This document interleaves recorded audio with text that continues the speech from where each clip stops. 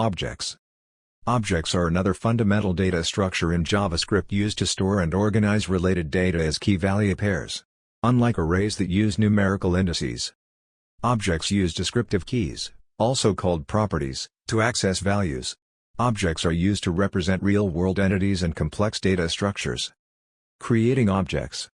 You can create an object using curly braces and defining properties as key-value pairs.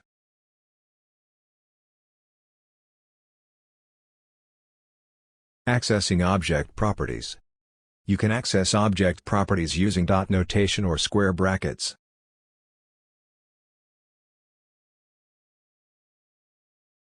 Object constructors.